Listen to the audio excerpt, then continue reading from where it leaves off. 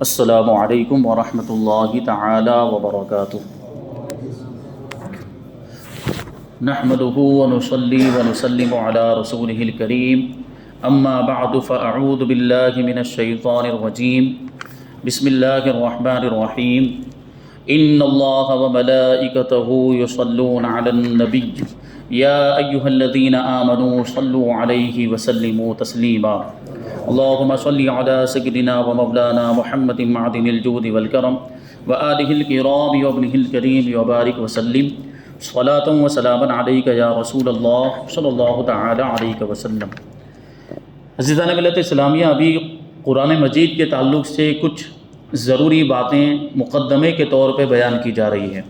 یہ ساری چیزیں جیسے قرآن کیسے جمع ہوا، قرآن کی آیتوں کے بارے میں، قرآن کی صورتوں کے بارے میں، رکوع کے بارے میں، اور قرآن کی حفاظت کیسے ہوئی، اس کو کیسے جمع کیا گیا، 30 پارے میں کیسے جمع ہوا، اور اس کے علاوہ جو کچھ باتیں بیان کی جا رہی ہیں یہ اس وجہ سے بیان کی جا رہی ہیں کیونکہ ان چیزوں کے ذریعے سے قرآن کی تفسیر کو سمجھنا یہ آسان ہو جاتا ہے۔ قرآن کی تفسیر ابھی شروع نہیں ہوئی ہے، نہ ہی سورہ فاتحہ ہے، ابھی ہم نے تفسیر شروع نہیں کی۔ یہ تفسیر سے پہلے تفسیر سے تعلق رکھنے والی ابھی ضروری چیزیں بیان کی جا رہی ہے، تو اسی وجہ سے اس ضمن میں قرآن کے فضائل بھی بیان کریں گے، قرآن کی تلاوت کے فضائل بھی بیان کریں گے، اور اس کے فوائد، قرآن مجید کے فوائد بھی بیان کریں گے، قرآن کے نام بیان کریں گے، اور تلاوت قرآن میں کیسی برکتیں ہیں انشاءاللہ تبارک و تعالیٰ ان ساری چیزوں کو بیان کریں گے۔ پھر تفسیر کہتے کسے ہیں، یہ جو ہم قرآن مجید کی تفسیر کا پروگرام منعقد کر کے یہاں پہ تشریف لائے ہوئے ہیں اور اس محفل میں ہم نے شرکت کی، تفسیر یہ ہم لفظ سنتے رہتے ہیں، قرآن کی تفسیر، تو اس کا مطلب اور معنی کیا ہوتا ہے انشاءاللہ اس کو بھی بیان کریں گے، اور پھر جو ہے کہ انشاءاللہ تبارک و تعالیٰ تفسیر ہماری جو ہے باقاعدہ قرآن مجید کی شروع ہوگی۔ تو ابھی یہاں پہ قرآن کی حفاظت کے بارے میں بتاتے ہیں کہ قرآن کی حفاظت کیسے ہوئی، قرآن کو کیسے محفوظ کیا گیا، جبکہ قرآن مجید سے پہلے جو آسمانی کتابیں تھیں وہ کتابیں کیا ہو گئی، ضائع ہو گئی، یا ان میں سے کچھ کتابیں اگر باقی رہی بھی تو ان میں تبدیلی ہو گئی، لوگوں نے اپنی مرضی کے مطابق اس میں گھٹا بڑھا دیا۔ جیسے کہ انجیل، جس کا ابھی نام ہے بائبل، جو انجیل جو اصل انجیل ہے جو حضرت عیسیٰ علیہ السلام پر نازل ہوئی تھی، وہ اپنی اصل حالت میں موجود نہیں، بلکہ اس میں بہت زیادہ اس میں جو ہے کہ تبدیلیاں ہو چکی، لوگوں نے اپنی مرضی کے مطابق اس میں گھٹا بڑھا دیا، یعنی اگر کوئی حکم ان کو مشکل لگا تو اس کو بدل کے آسان کر دیا، اور کوئی بات ان کو اپنی مرضی کے مطابق نہ لگی تو اس کو نکال دیا اور اپنی مرضی والی بات اس میں داخل کر دی، تو یہ ہوا ہے۔ اور بہرحال سب سے بڑی بات تو ابھی آپ یہ سماعت کریں گے کہ انجیل جو اصل زبان میں تھی وہی زبان محفوظ نہیں ہے، بلکہ وہ ابھی جو انجیل ملتی، بائبل جو ہے وہ تو انگلش میں ہے، اصل جو انجیل ہے جو حضرت عیسیٰ علیہ السلام پر نازل ہوئی تو وہ عبرانی زبان میں نازل ہوئی تھی، تو وہ زبان ہی محفوظ نہیں رہی، اور جو انجیل ابھی پائی جاتی وہ تو انگلش میں ہے، تو اس میں ظاہر سی بات ہے یہ ترجمہ کیسے ہوا، کہاں سے کیا گیا، اصل والی انجیل کہاں ہے، تو یہ ساری باتیں یہاں پر آتی ہیں کہ اس سے پہلے والی، قرآن مجید سے پہلے والی جو آسمانی کتابیں تھیں وہ محفوظ نہیں رہی، اور قرآن مجید محفوظ ہے۔ اس کی سب سے بڑی بنیادی وجہ یہ ہے کہ اگلی کتابیں جو نازل ہوتی تھی وہ مخصوص قوموں کے لیے نازل ہوتی تھی، مخصوص علاقے، کسی خاص علاقے کے لیے نازل ہوتی تھی، اور کسی خاص زمانے کے لیے نازل، تو جب وہ زمانہ ختم تو وہ کتاب بھی ختم، جب وہ قوم کے لوگ دنیا سے چلے گئے تو وہ کتاب بھی چلی گئی، ایسا ہوا کرتا تھا۔ لیکن قرآن مجید تو قیامت تک کے لیے نازل ہوا ہے، قرآن مجید تو یہ کتاب ہدایت ہے، قیامت تک آنے والے لوگوں کے لیے ہے، تو ظاہر سی بات پھر اس کی حفاظت بھی ویسی ہونی چاہیے تھی۔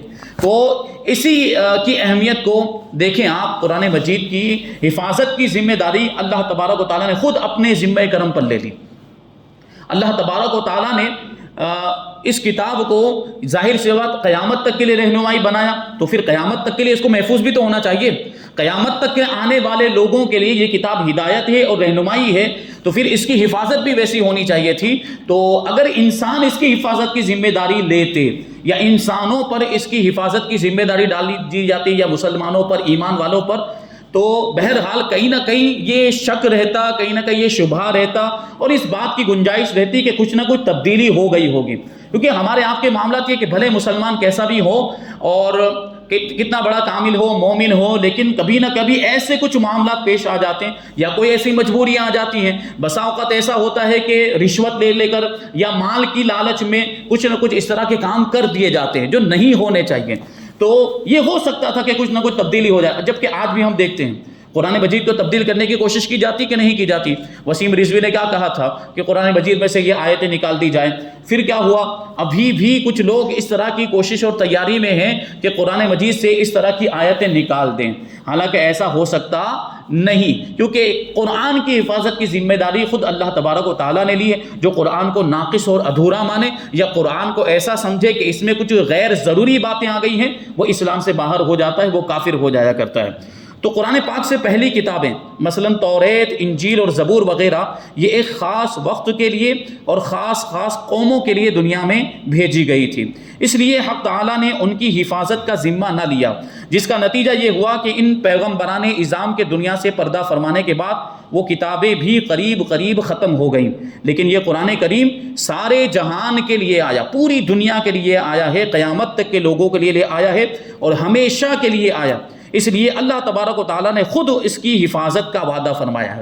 چنانچہ ارشاد فرماتا ہے نحن نزلنا الذکر وانا لہ لحافظون، کہ ہم نے ہی ذکر یعنی قرآن کو اتارا اور ہم ہی اس کے محافظ ہیں، یعنی ہم ہی قرآن کی حفاظت کرنے والے. اب آپ سوچ لیں، غور کریں کہ جس کتاب کی حفاظت خود پروردگار عالم کر رہا ہو، کیا اس کتاب کے اندر کچھ تبدیلی ہو سکتی ہے؟ ہرگز نہیں ہو سکتی.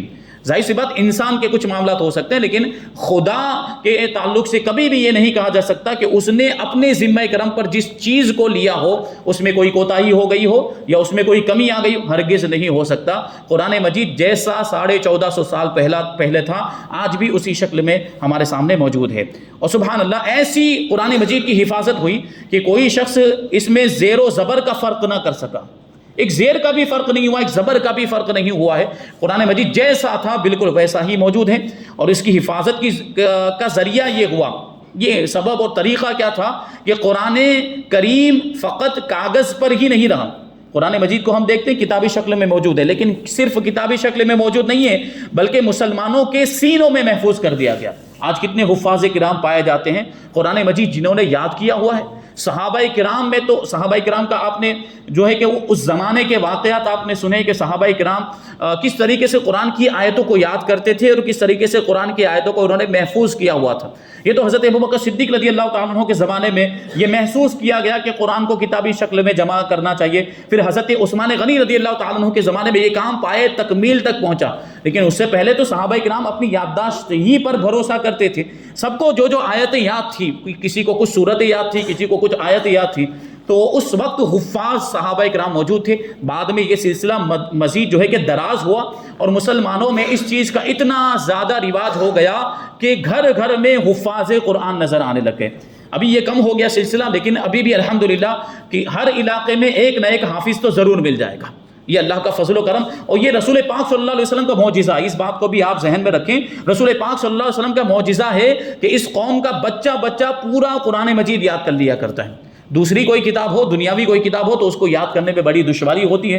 ہم اور آپ دیکھتے ہیں ہمارا بچہ اسکول جاتا ہے، اسکول میں جو سبق دیا جاتا ہے، اسکول میں جو یاد کرنے کے لیے جو کتابیں ہوتی، جو سلیبس اور جو نصاب ہوتا ہے، اس کو یاد کرنے میں بڑی دشواری ہوتی ہے. لیکن وہی بچہ جب قرآن مجید یاد کرتا ہے تو بڑی آسانی کے ساتھ یاد کر لیا کرتا ہے. یہ قرآن کا اعجاز اور اللہ تبارک و تعالیٰ کا فضل و کرم ہے. تو دیکھیں مسلمانوں کے سینوں میں قرآن مجید کو محفوظ کر دیا گیا. صحابہ کرام کے زمانے کے حالات تو ہم سنی سنائی بیان کر سکتے، صحابہ کرام کے واقعات ہم نے سنے، لیکن اس زمانے میں بھی ہم مشاہدہ کرتے ہیں، ہم دیکھتے ہیں کہ اگر کسی چھوٹے سے گاؤں میں بھی کسی مجمع کے سامنے کوئی تلاوت کرنے والا ایک زبر زیر کی بھی غلطی کر دے تو ہر چار طرف سے آوازیں آنے لگتی ہیں کہ اس نے غلط پڑھا، اس طرح پڑھو. ہوتا ہے کہ نہیں ہوتا؟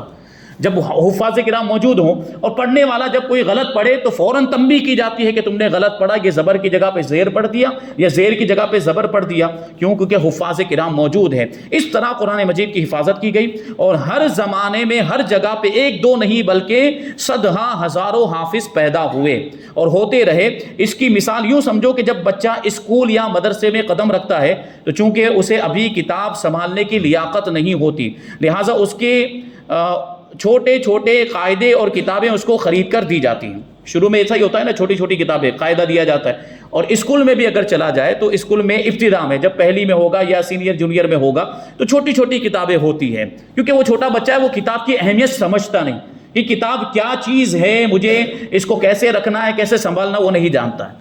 تو اس کو چھوٹی چھوٹی کتابیں دی جاتی. مدرسے میں ہوتا ہے تو اس کو چھوٹا قاعدہ دیا جاتا ہے. وہ بچہ کتابیں پڑھتا بھی ہے اور ضائع بھی کر دیتا ہے. بچے پھاڑتے بھی ہیں نا کتابیں، قاعدہ بھی پھاڑ دیتے ہیں، اور اس طرح جو ہے کہ اسکول کی جو کتابیں ہوتی وہ بھی پھاڑ کر ضائع کر دیا کرتے. جب کسی قدر ہوش وہ سنبھالتا ہے بچہ، جب تھوڑا ہوشیار ہو جاتا ہے، جب عمر اس کی تھوڑی زیادہ 5 6 سال 7 سال کے ہو جاتی ہے، تو اب کتابیں پھاڑتا تو نہیں لیکن ان پر لکھ لکھ کر وہ خراب کرتا رہتا ہے. کتاب پھاڑنا بند کر دیتا ہے لیکن لکھنا شروع کر دیتا ہے، اس پہ کچھ نہ کچھ لکھتے ہیں. ہم دیکھتے ہیں نا بچوں کو، قاعدہ بھی ہوتا ہے تو اس پر قلم چلاتے رہتے ہیں، اور اسکول کی جو کتابیں اس پر بھی بچے پورا لکھ لکھ کر بھر دیتے ہیں. یہ کیفیت ہمارے سامنے کی، یہ ہمارا مشاہدہ ہے. پھر جب خوب سمجھدار ہو جاتا ہے بچہ اور کتاب کی قدر و قیمت پہچانتا ہے تو اب کتاب کو جان سے بھی زیادہ عزیز اور پیارا سمجھتا ہے. اسی طرح دنیا سب سے پہلے خدائی کتابوں اور صحیفوں کو سنبھال نہ سکی. جو آسمان سے کتابیں نازل ہوئی انبیاء کرام پر، جو صحیفے، ان کی قدر نہ سمجھ سکی کہ یہ کتابیں کیا ہیں، ان کی اہمیت ان کے دل میں بیٹھ نہ سکی، تو ان کو انہوں نے برباد کر دیا. جو آسمانی کتابیں قرآن سے پہلے نازل ہوئی شروع میں، ان کو انہوں نے ضائع کر دیا. پھر توریت اور انجیل کو بالکل تو نہ مٹایا مگر اپنی طرف سے بہت کچھ اس میں خلط ملط کر دیا. دنیا کے اخیر دور میں قرآن کریم تشریف لایا اور قدرت نے اس کو سنبھالنے کا طریقہ سکھایا. توریت اور انجیل کسی زمانے میں بگڑی بگڑائی پائی جاتی ہوں گی لیکن اب تو صفحہ ہستی سے تقریباً بالکل ناپید ہو گئی. یعنی توریت، انجیل وغیرہ، یہ بائبل، یہ لوگ دعویٰ کرتے ہیں لیکن یہ بائبل اس شکل میں، اس صورت میں موجود ہی نہیں، بالکل ختم ہو چکی ہے. یہ جو پیسے کی یوحنا اور متی رسول کی انجیلیں فروخت ہو رہی ہیں، یہ وہ انجیل نہیں جو آسمان سے آئی تھی بلکہ اس کے ترجمے ہوں گے، کیونکہ وہ تو عبرانی زبان میں تھی. جو انجیل حضرت عیسیٰ علیہ السلام پر نازل ہوئی وہ عبرانی زبان میں تھی، اور یہ ترجمے یعنی ٹرانسلیشن جو ہوا ہے انگلش میں، یہ مختلف زبانوں میں ہے. انگلش میں بھی ہے، انگلش کے علاوہ دوسری زبانوں میں بھی ہے. جب وہ اصل کتاب ہمارے سامنے ہے ہی نہیں تو ہم کیسے معلوم کریں کہ یہ ترجمے اس کے صحیح ہے یا نہیں؟ یہ اسی کتاب کا ترجمہ یا کہیں اور سے ڈال دیا گیا ہے، یہ ہمیں کیسے پتا چلے گا؟ ابھی ہمیں ترجمے کے تعلق سے، ٹرانسلیشن کے بارے میں اگر معلوم کرنا ہو کہ یہ ترجمہ صحیح ہے کہ نہیں ہے تو ہمیں اصل کو دیکھنا پڑے گا. اور جب اصلی کتاب ہی نہیں موجود ہے تو ترجمے کے بارے میں یہ کیسے کہا جا سکتا ہے کہ یہ صحیح ہے یا غلط ہے؟ بخلاف قرآن کریم کے کہ وہی قرآن اسی زبان میں بعینہ ہی موجود ہے. عربی زبان میں قرآن مجید نازل ہوا تھا، آج بھی عربی زبان ہی کے اندر موجود ہے. یہ الگ بات ہے کہ قرآن کے بھی ترجمے کیے جاتے ہیں، بہت ساری، بلکہ دنیا کی تقریباً ساری زبانوں میں قرآن کا ترجمہ کیا گیا، لیکن قرآن جو اصل اللہ تبارک و تعالیٰ کا کلام ہے وہ آج بھی اسی زبان میں موجود ہے جس زبان میں وہ نازل ہوا تھا، یعنی عربی زبان میں. یہ اللہ تبارک و تعالیٰ نے ظاہر سی بات اس کی حفاظت کا ذمہ لیا. تو دیکھیں کیسی حفاظت ہوئی اس کی. جو صاحب قرآن علیہ الصلوۃ والسلام پر نازل ہوا تھا ویسے ہی نازل اور ویسے ہی موجود ہے. وہ کتابیں تو باقی نہیں رہی، پہلی جو کتابیں تھیں وہ باقی نہیں رہی. زبان جو عبرانی تھی، یعنی جس زبان میں انجیل نازل ہوئی تھی، وہ جس زبان میں کتابیں آئی تھی وہ زبان بھی دنیا سے غائب ہو گئی. عبرانی زبان آج کوئی بولنے والا ملتا ہے؟ آج پوری دنیا میں مشکل سے کوئی عبرانی زبان بولنے والا ملے گا. یعنی وہ جس نے کورس کیا ہوگا خاص طور پر اس کا ہو سکتا ہے کوئی مل جائے، ورنہ دنیا میں کوئی ایسا علاقہ نہیں ہے جہاں پر یہ عبرانی زبان بولی جاتی ہو. جس زبان میں یہ انجیل نازل ہوئی تھی تو وہ زبان ہی ختم ہو گئی تو کتاب کہاں سے موجود ہوگی؟ جبکہ عربی زبان کا معاملہ یہ ابھی بیان کریں گے تو کہتے ہیں کہ وہ عبرانی زبان ہی دنیا سے غائب ہو گئی، بلکہ مصر، شام وغیرہ ممالک جہاں عبرانی زبان پہلے بولی جاتی تھی وہاں عربی زبان نے اپنا سکہ جما لیا. اب ان ملکوں میں عربی زبان بولی جاتی ہے. میں یہ بتاتے ہیں کہ اس قرآن پاک کی بدولت ملک عرب، ہر ملک میں عربی زبان کا دور دورہ ہو گیا. صرف عرب میں ہی نہیں بلکہ ہر ملک میں عربی زبان پہنچ گئی ہے. اگرچہ ہم دیکھیں ہندوستان کے اندر اگرچہ ہم اپنی زبان بولتے ہیں، ہم ہندی بولتے ہیں یا اردو بولتے ہیں یا ہماری جو جاڑی بھاشا ہے جس کو ہم بولتے ہیں، جو صورتی زبان جو ہم بولتے ہیں، اور ہندوستان کے مختلف علاقوں میں مختلف زبانیں بولی جاتی ہیں، گجراتی وغیرہ، اور کچھ دوسرے علاقوں کے حساب سے مراٹھی یا جو بھی بولی جاتی ہے. لیکن اس کے باوجود جہاں مسلمان بستے ہیں وہاں قرآن کو عربی ہی میں پڑھا جاتا ہے.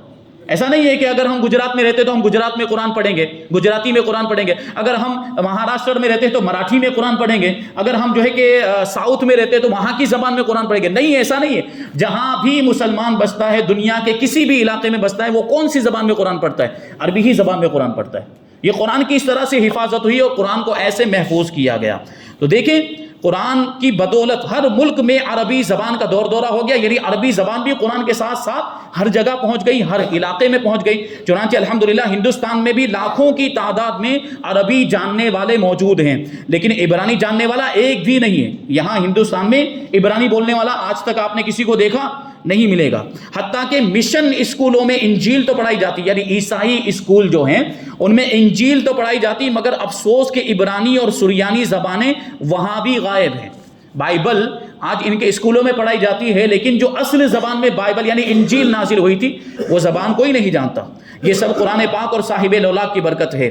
حیرت یہ ہے کہ قرآن پاک کے الفاظ بھی محفوظ ہیں، اس کے پڑھنے کے طریقے بھی محفوظ ہیں کہ کیسے پڑھنا ہے. یعنی قرآن کو تجوید کے ساتھ پڑھنا ہے، سین پڑھنا ہے یا شین پڑھنا ہے یا صاد پڑھنا ہے، ضاد پڑھنا ہے، طا پڑھنا ہے، یہ سب بھی یہ طریقے بھی محفوظ. یعنی جس طرح قرآن پڑھا گیا حضور پاک صلی اللہ علیہ وسلم کے زمانے میں پڑھا گیا، بعد کے زمانے میں وہ طریقے بھی کتابوں میں لکھے ہوئے ہیں کہ قرآن کو ایسے پڑھنا ہے، شین کیسے ادا کرنا ہے، ضاد کو کیسے ادا کرنا ہے، اور یہ زا کیسے ادا کرنا. سارے حروف کے مخارج کہ مخرج جو ادا کرنے کا جو طریقہ ہوتا ہے، جو تلفظ ہوتا ہے، یہ سارے تلفظ کے طریقے آج بھی کتابوں کے اندر محفوظ ہیں. الحمدللہ ابھی ہمارے یہاں پہ اس تعلق سے بیداری آ رہی ہے، تو ہمارے مدرسوں میں مخارج کے ساتھ سے پڑھانا جو ہے کہ اور تعلیم دینا شروع کر دیا گیا. بڑے لوگوں کی بھی ذمہ داری بنتی، بالغان کی بھی ذمہ داری بنتی ہے کہ جو مخارج کے ساتھ نہیں پڑھے وہ مخارج کے ساتھ پڑھیں، کہ قرآن کا یہ حق ہے کہ اس کو صحیح طریقے سے پڑھا جائے، صحیح تلفظ کے ساتھ پڑھا جائے. بہرحال پڑھنے کے طریقے بھی محفوظ، یعنی قرات اور تجوید بھی محفوظ ہے کہ سین، صاد، تا، طا، کاف، قاف، دال، زال، زا، ضاد، ظا، مد اور شد. کیا مطلب؟ کہاں کھینچنا ہے، کہاں نہیں کھینچنا، کہاں رکنا ہے، کہاں نہیں رکنا، یہ ساری چیزیں محفوظ کر دی گئی. اور کس طرح یہ سب چیزیں ادا کی جائیں یہ طریقہ بھی تحریر میں لایا گیا ہے اور سب محفوظ ہے. بلکہ قرآن مجید کے لکھنے کا طریقہ جو ہے، طریقہ تحریر کہتے ہیں، اس کو بھی محفوظ کر دیا گیا کہ کہاں الف سے لکھا جائے گا. میں نے اس سے پہلے ایک بات عرض کی تھی مالک یوم الدین کے تعلق سے، غالباً یہاں پر یا کسی اور جگہ پر. مالک یوم الدین اگر قرآن مجید کھول کر ہم اگر دیکھیں سورہ فاتحہ کے اندر، یہ ایک مثال میں آپ کو سمجھانا چاہتا ہوں. قرآن مجید کھول کے اندر دیکھیں تو مالک یوم الدین جو ہے وہ کھڑے زبر کے ساتھ لکھا ہوا ہے. میم پر کیا ہے؟ کھڑا زبر. اگر ہم میم پر سے کھڑا زبر ہٹا دیں اور میم کے ساتھ الف لکھ دیں تب بھی تو وہی پڑھا جائے گا، مالک یوم الدین ہی پڑھا جائے گا. نہیں، مالک یوم الدین ہی پڑھا جائے گا، لیکن وہ کھڑا زبر لکھنا ضروری ہے کیونکہ حضور کے زمانے میں ویسا ہی لکھا گیا. حضرت عثمان غنی نے بھی ویسا ہی لکھا اور ابھی تک ایسا ہی لکھا گیا. تو قرآن مجید جیسا حضور کے زمانے میں لکھا گیا اس کو ویسا ہی لکھنا لازم اور ضروری. اگر عربی میں اگر دوسرے کچھ الفاظ اگر ہم لکھ رہے ہیں، عربی میں دوسری کوئی بات لکھ رہے ہیں اگر، تو وہاں الف سے لکھ دیں یا کھڑے زبر سے لکھ دیں، وہاں کوئی فرق نہیں پڑے گا. لیکن جب قرآن لکھ رہے ہوں، قرآن کی آیت لکھ رہے ہوں، تو ویسے ہی لکھنا پڑے گا جیسے حضرت عثمان کے مصحف میں لکھا ہوا تھا. یعنی کھڑے زبر سے لکھا ہوا تو ہم کو کھڑے زبر سے ہی لکھنا پڑے گا. اگر الف سے لکھا ہوا تو ہمیں الف سے ہی لکھنا پڑے گا. تو مطلب کیا؟ لکھنے کے طریقے بھی محفوظ ہیں قرآن مجید کے. یعنی جس طرح کے صاحب قرآن صلی اللہ علیہ وسلم سے تحریر منقول ہے اس کے خلاف قرآن پاک نہیں لکھ سکتے. بسم اللہ کا سین لمبا اور میم گول لکھا جاتا ہے کہ کسی قرآن پاک میں سین چھوٹا کر کے نہ لکھا جائے. بئس الاسم الفسوق لکھنے میں الاسم آتا ہے جیسا کہ کلمات نحوی میں الاسم آتا ہے. یہ بئس الاسم الفسوق جو ہے بئس الاسم الفسوق پڑھنے میں آتا ہے، لیکن اس کو الف لام کے ساتھ لکھیں گے. یہ پڑھنے میں تو آئے گا بئس الاسم الفسوق، لیکن لکھنے میں کیسا آئے گا؟ بئس الف لام الف اسم اور میم، یہ سین اور میم، یہ اس طریقے سے لکھا جائے گا. یہ پڑھنے میں اگرچہ کچھ اور آ رہا ہے، لکھنے میں ویسے ہی آئے گا جیسا کہ حضور پاک صلی اللہ علیہ وسلم نے لکھنے کا حکم دیا تھا. علماء فرماتے ہیں کہ قرآن پاک کو عربی خط میں لکھا جائے اور وہ خط نستعلیق میں، خط نستعلیق میں، اردو یا خط نستعلیق میں نہیں لکھ سکتے. اردو میں جو اردو کی تحریر تھوڑی سی الگ ہوتی ہے. جو نہیں جانتے، جن کو اتنی زیادہ جانکاری نہیں ہے، ان کے معاملات ہو سکتے ہیں، وہ تو عربی اور اردو دونوں کو ایک جیسا ان کو محسوس ہوتا ہوگا. لیکن عربی جو ہے وہ تھوڑا الگ لکھا جاتا ہے. جیسے قرآن مجید کے اندر لکھا ہوا جو عربی ہے وہ اس کی تحریر الگ ہے. اور اردو جب لکھتے ہیں تو اردو کی تحریر الگ، جس کو خط نستعلیق بھی کہا جاتا ہے یا اردو خط کہا جاتا ہے، اردو لکھنے کا طریقہ، اس طریقے سے بھی قرآن مجید کو ہم نہیں لکھ سکتے، بلکہ عربی رسم الخط میں ہی ہم کو لکھنا پڑے گا۔ بعض کلمات نحوی قاعدے کے خلاف معلوم ہوتے ہیں، لیکن وہ پڑھے ویسے ہی جاتے ہیں جیسے کہ وہ ثابت ہو چکے، جیسے علیہ اللہ قرآن مجید کے اندر ایک جگہ پر ہے علیہ اللہ، حالانکہ نحوی قاعدے کے حساب سے اگر دیکھنے جائے، یعنی عربی گرامر کے اعتبار سے دیکھا جائے تو اس کو کیا ہونا چاہیے؟ علیہ اللہ ہونا چاہیے تھا، لیکن یہ کیا پڑھا جاتا ہے؟ علیہ اللہ پڑھا جاتا ہے، کیونکہ اس کا ایسا ہی پڑھنا ثابت ہو چکا، یہ ایسے ہی تواتر کے ساتھ ہم تک پہنچا ہے کہ قرآن مجید میں ایک جگہ پر علیہ اللہ پڑھنا ہے تو ہم کو وہی پڑھنا ہے۔ اب ہم گرامر کو نہیں دیکھیں گے، ہم قواعد کو نہیں دیکھیں گے، نحو اور صرف کو نہیں دیکھیں گے کہ گرامر یہ کہتی ہے کہ یہاں پہ زیر ہونا چاہیے، نہیں، بلکہ وہاں پہ پیش ہی پڑھا جائے گا، کیونکہ وہی پیش ہی ثابت ہوا ہے۔ اسی طریقے سے ما انسانی ہو ہے، ما انسانی ہو ہے، حقیقت میں ما انسانی ہی ہونا چاہیے تھا، لیکن اس کی جگہ پہ انسانی ہو آیا ہے۔ اور لنصفعن یہ تنوین کے ساتھ لکھا ہوا ہے، 2 زبر کے ساتھ لنصفعن لکھا ہوا ہے، جبکہ یہ ہونا چاہیے تھا لنصفعن، یعنی عین اور نون، عین اور نون کے ساتھ ہونا چاہیے تھا، لیکن اس کو کیا کر دیا؟ 2 زبر کے ساتھ لکھا ہوا ہے۔ تو جیسا اس زمانے میں لکھا گیا ویسا ہی ہم کو، اب یہ ہم سوچے کہ اس کو نون کے ساتھ ہونا چاہیے، لاؤ ہم نون کے ساتھ کر دیں، تو ایسا کرنے کی اجازت نہیں ہے۔ بہرحال بتانا یہ چاہتے ہیں کہ قرآن مجید کو کیسے محفوظ کیا گیا۔ اللہ تبارک و تعالیٰ نے اس کی حفاظت کی ذمہ داری لی، تو اس کے زبر زیر پیش کو بھی محفوظ کیا گیا، اس کے لکھنے کے طریقے کو بھی محفوظ کر دیا گیا، اس کے پڑھنے کے طریقے کو بھی محفوظ کر دیا گیا۔ اس طرح سے اللہ تبارک و تعالیٰ نے قرآن کی حفاظت فرمائی ہے۔ اب یہ آگے اس تعلق سے بہت ساری باتیں باقی ہیں، انشاءاللہ تبارک و تعالیٰ ان کو آئندہ شامل کیا جائے گا۔ اللہ تبارک و تعالیٰ کی بارگاہ میں دعا ہے کہ جو کچھ بھی بیان ہوا اسے سمجھ کر اس پر ہم سب کو عمل کرنے کی توفیق عطا فرمائے، اور نور قرآن سے ہم سب کے دلوں کو روشن اور منور فرمائے۔ وما علینا الا البلاغ۔ السلام علیکم۔